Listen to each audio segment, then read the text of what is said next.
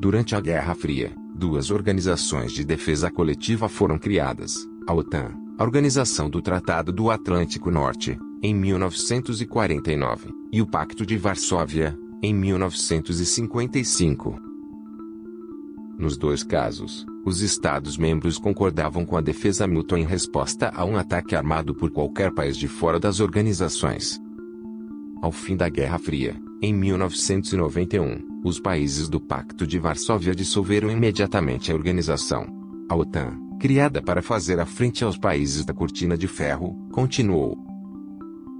Desde 1991, a OTAN tem se expandido continuamente na direção leste. Incorporou países que foram membros do Pacto de Varsóvia, os países bálticos, e alguns países dos Balcãs.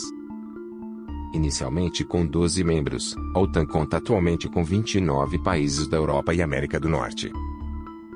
Além dos 29 membros, a organização tem ganhado acesso aos países nórdicos, tradicionalmente neutros, por acordos de cooperação militar. Para a Rússia, a contínua expansão da OTAN para o leste seria um projeto de cerco estratégico.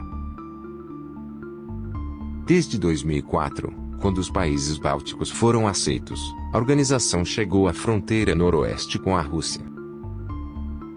Tendo os países bálticos a fronteira noroeste e um acesso ao norte pelos países nórdicos, faltaria apenas um acesso à fronteira na região sul. Este seria conseguido pela entrada da Geórgia e da Ucrânia, que negociam sua admissão na organização ao lado da Bósnia e da Macedônia. Se esse projeto se concretizar, a Rússia teria a presença da OTAN em várias partes de sua fronteira com a Europa.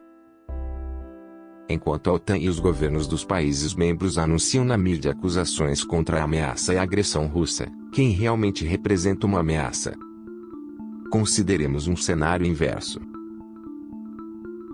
Ao fim da Guerra Fria, a OTAN teria se dissolvido, mas o Pacto de Varsóvia teria continuado a existir.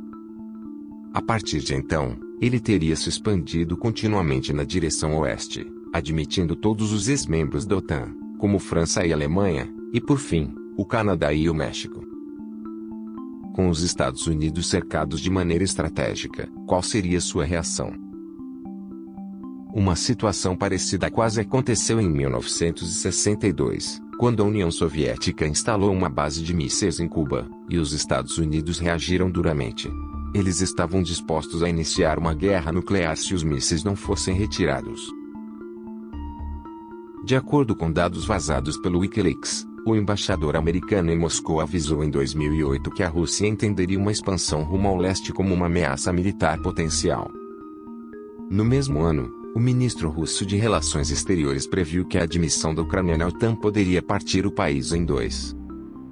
O que de fato aconteceu.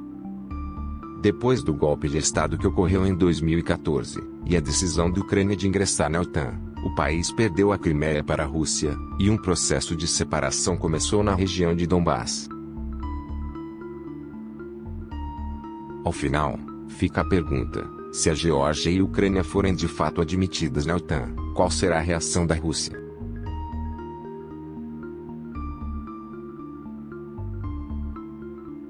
Acompanhe o Panorama Internacional para saber mais sobre as relações internacionais na prática. Siga-nos no Facebook, Twitter ou acesse nosso portal www.paninternacional.ga.